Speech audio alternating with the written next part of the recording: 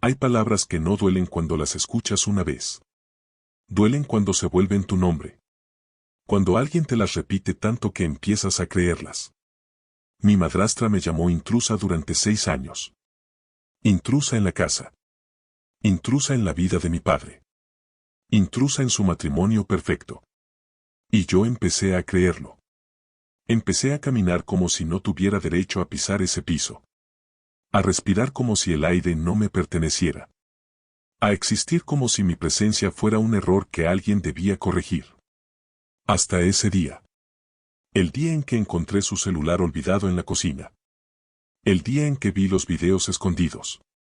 El día en que descubrí que no era solo odio. Era un plan. Un complot completo para sacarme de la vida de mi padre. De forma definitiva. Y cuando escuché su voz admitiendo que ya lo había hecho antes, que había otro antes de mí, entendí que no estaba luchando contra el rechazo. Estaba luchando por mi vida. Mi madrastra siempre me llamó intrusa. Intrusa en la casa. Intrusa en la vida de mi padre. Intrusa en su matrimonio. No pedimos que vinieras. Tu madre te dejó para joderme la existencia. Tu presencia apesta a fracaso. Mi padre nunca la contradecía. Decía que no quería problemas. Así que yo me convertí en el problema. Siempre. Pero ese día, cuando encontré el video oculto en su celular, el día en que descubrí lo que realmente planeaban hacer conmigo, ese día entendí que no era solo odio. Era un plan completo para expulsarme de la vida de mi padre. De forma definitiva. Era fin de tarde. La luz dorada entraba por la ventana y pintaba la pared azul petróleo suave de la sala con sombras profundas. Yo estaba limpiando la cocina después de recibir otro sermón de mi madrastra sobre cómo no servía ni para lavar un plato. Ella había olvidado su celular cargando en la barra. Algo raro. Ella nunca lo dejaba fuera de su vista. Una notificación apareció. Archivo oculto guardado. Mi corazón latió rápido. Toqué la pantalla. El código era fácil. Ella usaba la fecha de su boda. Dentro del celular, una carpeta escondida. No abrir. Privado. Abrí. Había varios videos. Me llamaron la atención por las fechas. Todos grabados en los últimos 6 meses. Justo el periodo en que mi padre empezó a cambiar conmigo. A alejarse. A evitarme. Abrí el primero. Mi madrastra sentada en su cama, cámara apuntando hacia ella misma. Hoy fue el día. Logré que él dude de todo lo que su hija dice. Mi rostro se puso caliente.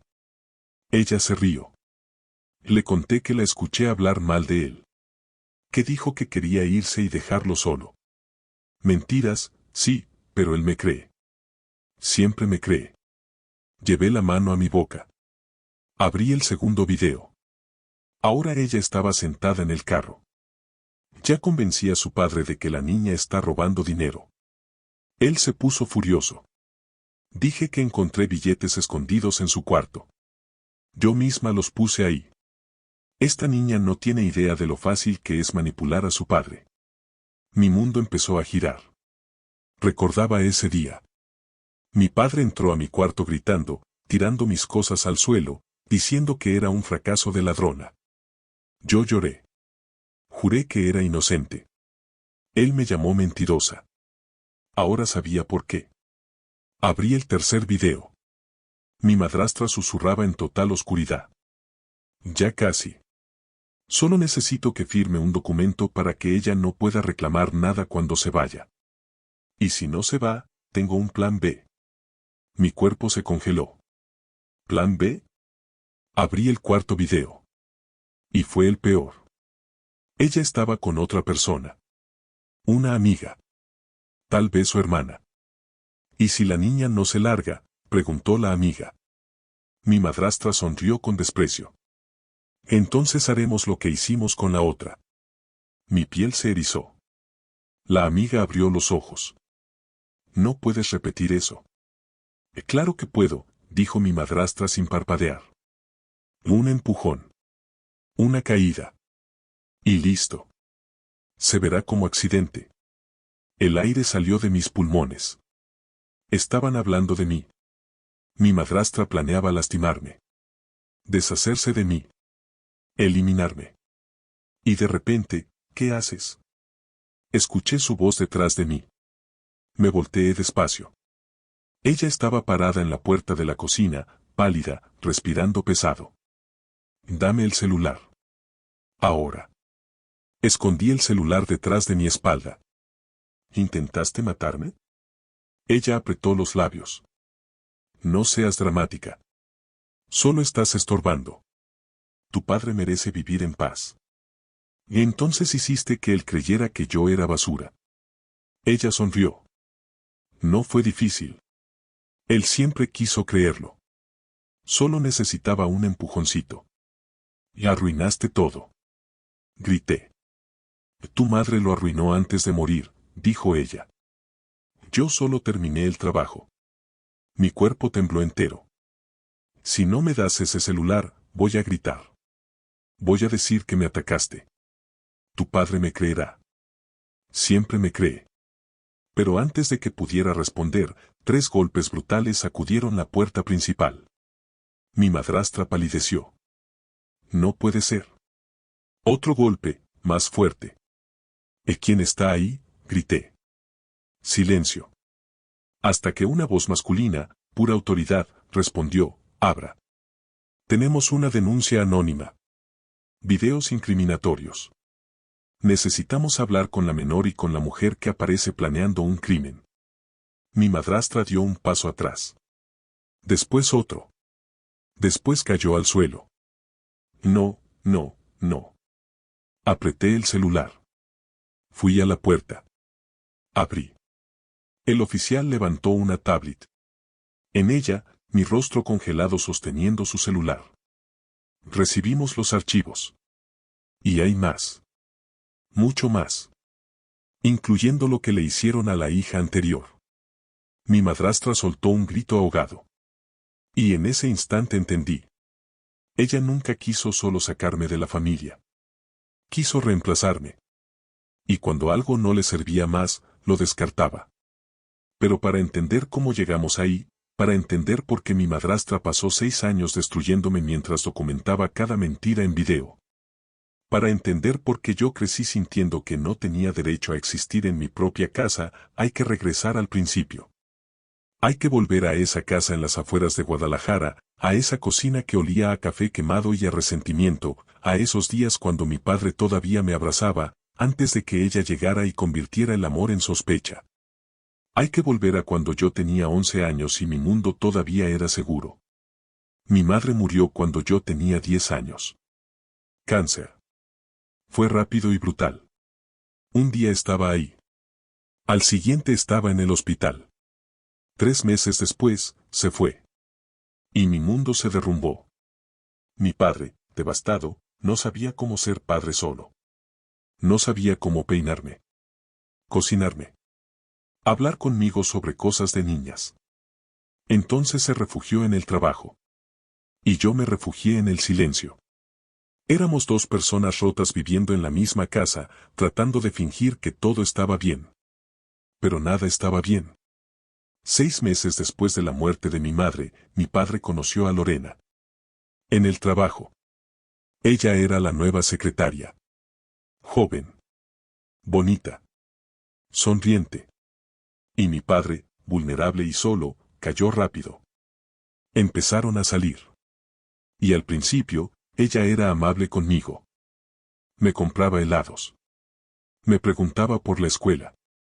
Me decía que quería ser mi amiga.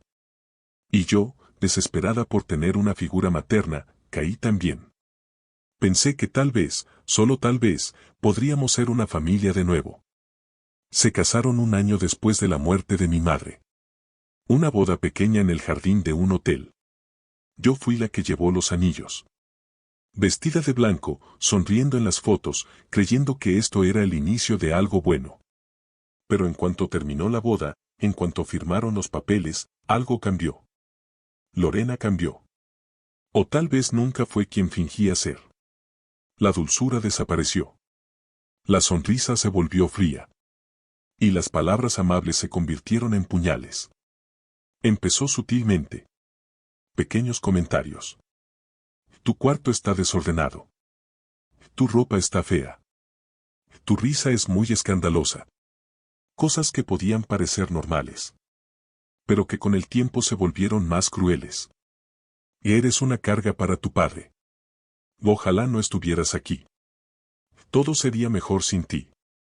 Y yo, con 12 años, empecé a creerlo. Empecé a sentir que mi existencia era un problema. Que si yo no estuviera, mi padre sería más feliz. Mi padre no notaba nada. O fingía no notarlo. Cuando yo trataba de hablar con él, de decirle lo que Lorena me decía, él me cortaba. Lorena te quiere. No seas malagradecida. Ella hace mucho por nosotros. Deberías estar agradecida.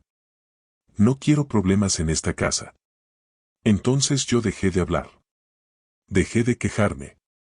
Dejé de pedir ayuda. Porque entendí que mi padre había elegido. Y no me había elegido a mí. Lorena empezó a controlar todo. ¿Qué comía? ¿Qué ropa usaba? ¿A qué hora me dormía? ¿Con quién podía hablar? Y si yo desobedecía, las consecuencias eran severas. Me castigaba dejándome sin comer. Encerrándome en mi cuarto. Quitándome mis cosas. Y cuando mi padre preguntaba, ella tenía siempre una excusa. Se portó mal. Y me faltó al respeto. Está siendo rebelde. Y él le creía. Siempre le creía. Los insultos se volvieron diarios.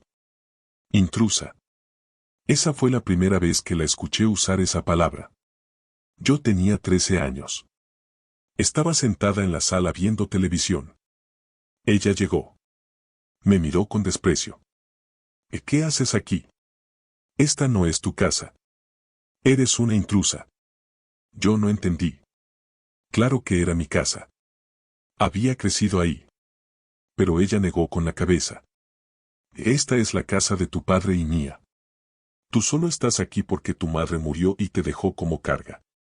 Me levanté temblando. Fui a mi cuarto. Y lloré. Después de eso, intrusa, se volvió mi apodo. Ya no me llamaba por mi nombre. Solo, intrusa, lava los platos.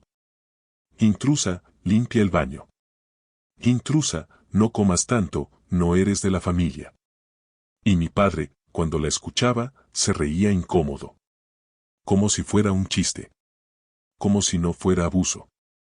Como si no me estuviera destruyendo palabra por palabra. Cuando cumplí 14, empecé a notar algo raro. Mi padre empezó a tratarme diferente. Ya no me abrazaba. Ya no preguntaba por mi día. Ya no me miraba con ese amor que recordaba de mi infancia. Me miraba con sospecha. Con distancia. Como si yo fuera una extraña. Y no entendía por qué. No hasta mucho después. No hasta que vi esos videos. Y entendí que Lorena llevaba meses, tal vez años, plantando semillas de duda en su cabeza. Ella le decía cosas. Cosas sobre mí. Mentiras disfrazadas de preocupación. He notado que tu hija habla mal de ti. Creo que está robando dinero. La escuché diciendo que quiere irse. Y mi padre, influenciable y ciego, le creía. Porque era más fácil creerle a su esposa que defender a su hija. Porque había elegido su comodidad sobre mi bienestar. Porque al final, yo era prescindible. Las acusaciones falsas empezaron. Un día desapareció dinero de la cartera de mi padre. Él me acusó. Yo negué. Lloré. Juré que no había sido yo. Pero él no me creyó. Me gritó. Me dijo que era una ladrona. Que estaba decepcionado de mí. Y yo no tenía forma de probar mi inocencia. Porque Lorena había tomado el dinero. Lo había escondido en mi mochila. Y cuando mi padre buscó, lo encontró. Y eso fue prueba suficiente. Otra vez, Lorena le dijo a mi padre que yo había dicho que lo odiaba. Que quería que se muriera. Palabras que yo nunca dije. Pero mi padre me confrontó. Con rabia. Con dolor. ¿Así me agradeces todo lo que hago por ti? ¿Deseándome la muerte? Yo negué desesperada. Papá, yo nunca dije eso. Nunca. Te lo juro. Pero él ya había decidido creerle a ella. No me mientas. Lorena no tiene razón para inventar cosas. Y yo me quedé callada. Porque no había nada que pudiera decir. Nada que él fuera a creer. Mi relación con mi padre se fue muriendo. Poco a poco. Cada mentira de Lorena era otro clavo en el ataúd. Y yo lo veía. Veía cómo el amor que alguna vez tuvo por mí se convertía en indiferencia. En desconfianza. En rechazo. Y no podía hacer nada para detenerlo. Era como ver un accidente en cámara lenta. Sabiendo que va a pasar. Pero sin poder evitarlo. Cuando cumplí 15, las cosas empeoraron. Lorena empezó a hablar de mandarme a un internado. Sería mejor para ella, le decía a mi padre. Necesita disciplina. Estructura. Aquí solo causa problemas. Y mi padre consideró la idea. Realmente la consideró. Y yo viví con ese terror. Terror de ser enviada lejos. De perder el último vínculo con mi hogar. Con mis recuerdos de mi madre. Con lo poco que me quedaba de familia. Pero no me enviaron. Porque Lorena tuvo una mejor idea. Una idea que descubriría años después. No me quería fuera donde pudiera hablar. Donde pudiera contar mi versión. Me quería callada. Controlada. O mejor aún, desaparecida. De una forma que no levantara sospechas. De una forma que pareciera accidente. En esos años, empecé a sentir que algo más estaba pasando. Pequeños incidentes. Cosas raras. Como la vez que el piso de la cocina estaba mojado justo donde yo caminaba todas las mañanas. O la vez que las escaleras estaban resbalosas sin razón aparente. O la vez que encontré mi comida con un sabor extraño y después estuve enferma por días. En ese momento pensé que era mala suerte. Torpeza. Coincidencias. Pero ahora sé que no lo era. Era ella. Probando. Experimentando. Viendo qué tan lejos podía llegar. También empecé a notar que Lorena hablaba mucho por teléfono. Conversaciones susurradas que terminaban abruptamente cuando yo entraba. Y a veces, muy de vez en cuando, escuchaba nombres. Nombres de otras personas. Y uno que se repetía, Daniela. ¿Quién era Daniela? No lo sabía entonces. Pero ese nombre me inquietaba. Había algo en la forma en que Lorena lo decía. Con culpa. Con nerviosismo. Intenté buscar información. En secreto. Pero no encontré nada. Hasta que un día, rebuscando en el closet de Lorena, encontré una caja vieja. Dentro había fotos. Fotos de mi padre con otra mujer. Una mujer joven. Con una niña pequeña. La niña no era yo. Era alguien más. Y en la parte de atrás de una foto decía, Esteban, Daniela y Sofía. 2005, 5 años antes de que yo naciera. Mi mente empezó a trabajar. ¿Mi padre había estado casado antes? ¿Tenía otra hija? ¿Dónde estaban ahora? Le pregunté a mi padre esa noche. A papá, ¿quién es Daniela? Su rostro palideció. ¿Dónde escuchaste ese nombre? Encontré fotos. Él me las quitó bruscamente. No toques mis cosas. Pero papá, ¿quién es ella? Nadie. Era del pasado. Y no quiero hablar de eso. Y salió. Dejándome con más preguntas que respuestas. Le pregunté a Lorena. Fue un error. Ella se puso furiosa. ¿Estás husmeando en nuestras cosas? ¿Quién te crees para andar investigando? Solo quiero saber. No necesitas saber nada. Tu papá tuvo una vida antes de tu madre. Eso es todo. Y no es asunto tuyo. Pero había algo en su voz. Algo defensivo. Algo que me decía que había más en esa historia. Busqué en internet. Encontré una nota vieja. Un artículo de periódico. Mujer muere en caída fatal. Investigación concluye accidente. Había una foto. Era Daniela, la mujer de las fotos. Y decía que había muerto en 2006. Y que dejaba a una hija, Sofía, de 4 años. Y que su esposo, Esteban Ruiz, estaba devastado. Mi corazón se detuvo. Mi padre había tenido otra familia. Y Daniela había muerto. En una caída. Un accidente. Y yo recordé las palabras del video de Lorena. Haremos lo que hicimos con la otra. Un empujón. Una caída, ¿era posible? ¿Era posible que Lorena hubiera estado involucrada en la muerte de Daniela? ¿Y dónde estaba Sofía? ¿La hija de Daniela? ¿Qué pasó con ella? Seguí investigando. En secreto. Con miedo. Y descubrí que Sofía había sido enviada a vivir con su abuela después de la muerte de su madre. Que mi padre había cedido la custodia. Y que después de unos años, la abuela también murió. Y Sofía terminó en el sistema. En hogares de acogida. Hasta que cumplió 18 y desapareció. Sin rastro. Todo empezaba a tener sentido. Lorena había conocido a mi padre cuando él todavía estaba con Daniela. Tal vez había sido la amante. Tal vez quería quitarse a Daniela del camino. Y lo había hecho. De una forma que parecía accidente. Y después, años más tarde, conoció a mi padre de nuevo. Cuando él estaba vulnerable. Y se había casado con él. Y ahora yo era el siguiente obstáculo. La siguiente que debía desaparecer. Tenía que saber más. Tenía que encontrar pruebas. Entonces empecé a prestar más atención. A escuchar conversaciones. A mirar lo que Lorena hacía en su celular. Y ese día, cuando ella olvidó su celular en la cocina, supe que era mi oportunidad.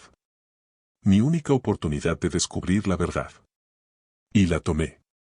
Cuando abrí esos videos y escuché su confesión, cuando vi con mis propios ojos cómo había manipulado a mi padre, cómo había plantado mentiras sobre mí, cómo había planeado deshacerse de mí de la misma forma que se deshizo de Daniela y Sofía, sentí una mezcla de terror y rabia.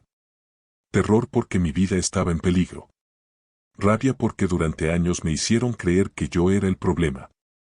Que yo era la intrusa. Cuando todo el tiempo, ella era la criminal. Y cuando ella me encontró con su celular, cuando vi el pánico en sus ojos, supe que ella sabía que se había acabado. Que su plan había sido expuesto. Y que no había forma de salir de esto. Pero aún así intentó amenazarme. Intentó quitarme el celular. Intentó manipularme una vez más. Pero yo ya no era la niña asustada de antes. Era alguien que conocía la verdad. Y la verdad me había dado poder. Y entonces llegaron los golpes en la puerta. Los agentes. Y yo no entendía cómo. ¿Cómo supieron? ¿Cómo llegaron justo en ese momento? Y cuando abrí la puerta y el agente me mostró la tablet con mi foto, cuando dijo que habían recibido los archivos, entendí. Alguien había enviado los videos. Alguien los había visto en la nube. Porque el celular de Lorena estaba sincronizado. Y cuando yo abrí esos videos, se subieron automáticamente. Y alguien que estaba monitoreando, los vio. Y llamó a las autoridades. Los agentes entraron. Eran 3. 2 hombres y una mujer. Le pidieron a Lorena que se identificara. Ella, temblando, les dio su nombre. Ellos le leyeron sus derechos. Le dijeron que tenían evidencia de conspiración para cometer un crimen. De abuso infantil. De manipulación. Y que además, habían reabierto el caso de Daniela Ruiz.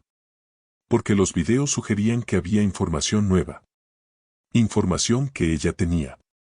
Lorena se derrumbó. Empezó a llorar. A decir que todo era un malentendido. Que los videos eran bromas. Que nunca iba a hacerme daño. Pero los agentes no le creyeron. Porque además de mis videos, habían encontrado más. Conversaciones. Mensajes. Transferencias de dinero a un hombre con antecedentes criminales. Alguien que supuestamente iba a ayudarla con un problema. Todo estaba documentado. Porque Lorena era tan arrogante que documentaba todo. Pensando que nunca sería descubierta. Entonces llegó mi padre. A casa. Vio los patrullas. Entró corriendo. ¿Qué pasa aquí? Los agentes le explicaron. Le mostraron los videos. Y vi cómo su rostro cambiaba. De confusión. A incredulidad. A horror. ¿Esto es verdad? Le preguntó a Lorena. Ella no respondió. Solo lloraba. Y él me miró. Por primera vez en años, realmente me miró. Y vi en sus ojos algo que no había visto en mucho tiempo. Culpa. Lo siento, susurró. No lo sabía. No sabía que ella, yo pensé. Su voz se quebró. Y yo no supe qué decir. Porque parte de mí quería perdonarlo. Pero otra parte, la parte que había sufrido durante años, estaba furiosa. Porque él debió haberlo sabido. Debió haberme protegido. Debió haber creído en mí. Y no lo hizo. Eligió su comodidad. Y eso casi me costó la vida. Lorena fue arrestada. Los cargos fueron múltiples. Abuso infantil. Conspiración para cometer homicidio. Y estaban investigando su conexión con la muerte de Daniela. Porque los agentes habían encontrado algo más. Habían encontrado a alguien. Alguien que había estado esperando años para hablar. Sofía. La hija de Daniela. Mi medio hermana. Ella había enviado los videos. Ella había estado monitoreando a Lorena durante años.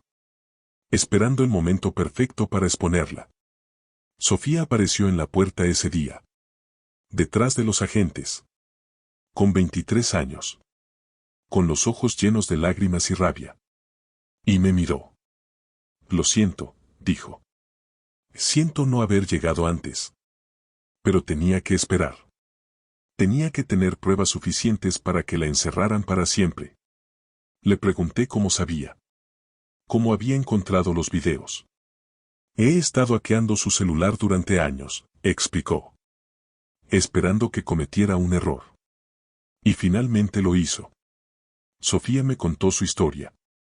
Como su madre había muerto cuando ella tenía 4 años. Como siempre supo que no fue accidente. Porque vio algo ese día. Vio a una mujer empujar a su madre. Una mujer rubia. Lorena. Pero era muy pequeña. Nadie le creyó. La enviaron con su abuela.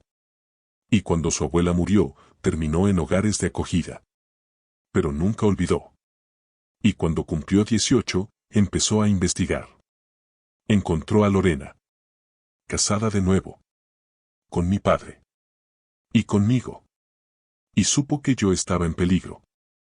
Quise sacarte de ahí, dijo Sofía. Pero no tenía pruebas. Si la acusaba sin pruebas, ella escaparía. Entonces esperé. Vigilé.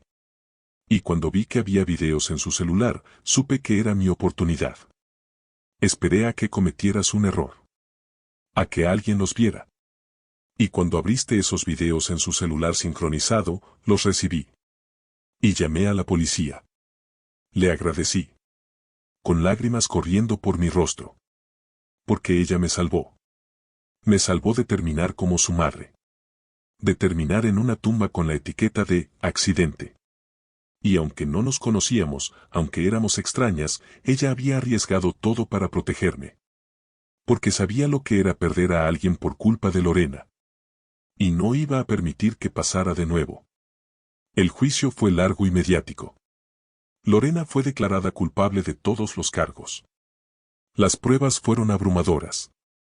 Los videos. Los mensajes. Los testimonios de Sofía. Y testimonios de otras personas que Lorena había lastimado. Resultó que tenía un patrón. Encontraba hombres vulnerables con hijas. Se casaba con ellos. Manipulaba las situaciones. Y cuando las hijas se volvían un problema, las eliminaba. O las sacaba de sus vidas. Daniela fue su primera víctima. Yo iba a ser la segunda. Pero no lo logró. Lorena fue sentenciada a 30 años de prisión, sin posibilidad de libertad condicional. Y yo finalmente pude respirar. Pude dormir sin miedo. Pude existir sin sentir que era una intrusa. Porque la verdadera intrusa había sido ella. Ella había entrado a nuestras vidas. Había destruido familias. Había matado. Y finalmente, había pagado. Mi relación con mi padre fue más complicada. Porque aunque ahora sabía la verdad, aunque entendía que Lorena lo había manipulado, no podía olvidar que él me había abandonado emocionalmente. Que había elegido creerle a ella sobre mí. Que no me protegió. Fuimos a terapia juntos. Hablamos. Lloramos. Y lentamente, muy lentamente, empezamos a reconstruir. Pero nunca fue lo mismo. Porque había demasiado daño. Demasiadas cicatrices. Sofía y yo nos hicimos cercanas. Ella se convirtió en la hermana que nunca supe que necesitaba. Y juntas, sanamos. Compartimos nuestro dolor.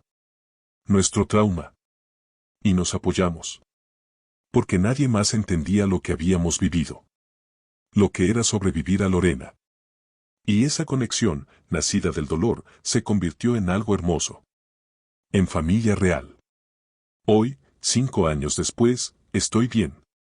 O al menos mejor. Estudié trabajo social. Porque quiero ayudar a otros que están en situaciones como la mía. Niños en hogares abusivos. Niños que no son creídos. Niños que son llamados intrusos en sus propias casas. Y trabajo con Sofía. Ella estudió Derecho. Y juntas, ayudamos a exponer abusos. A proteger a los vulnerables. A asegurarnos de que otras louranes no salgan impunes.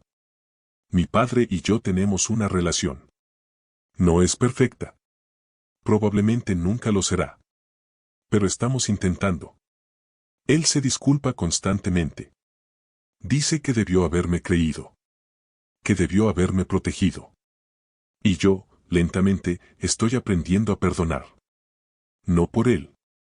Sino por mí. Porque cargar ese resentimiento solo me lastima. Y ya he sido lastimada suficiente. Lorena sigue en prisión. No la he visitado. No planeo hacerlo. Porque no le debo nada. Ni mi presencia. Ni mi perdón. Ni mi tiempo. Ella tomó años de mi vida. Años que no puedo recuperar. Años donde me sentí indigna. Donde creí sus mentiras. Y no le voy a dar ni un segundo más. Las cicatrices están ahí. Hay días donde escucho su voz en mi cabeza. Llamándome intrusa. Diciéndome que no merezco estar aquí. Y esos días son difíciles. Pero también hay días buenos. Días donde me miro al espejo y en lugar de ver a la niña rota que ella quiso destruir, veo a la mujer fuerte que sobrevivió. Y en esos días, sonrío. Porque gané. A pesar de todo, gané. Si tú que estás escuchando esto has sido llamado intruso en tu propia casa, si has sido manipulado y hecho sentir que no mereces amor, si alguien ha tratado de sacarte de donde perteneces, quiero que sepas algo. No eres tú. Son ellos. Tú no eres intruso. Tú perteneces. Y nadie tiene derecho a hacerte sentir de otra forma. Tu valor no depende de lo que otros digan. Depende de quien tú decides ser. El abuso psicológico es real. La manipulación es real. Y destruye vidas. Hay gente que usa palabras como armas. Que te llama nombres hasta que los crees. Que te hace sentir pequeño hasta que desapareces. Pero tú no tienes que desaparecer. Puedes luchar. Puedes hablar. Puedes sobrevivir. Y puedes sanar. Esta es mi historia. La historia de una chica que fue llamada intrusa durante 6 años.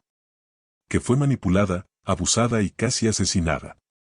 Pero que encontró un celular. Y encontró videos. Y encontró la verdad. Y con esa verdad, encontró su libertad. No fue fácil. No fue rápido. Pero fue posible.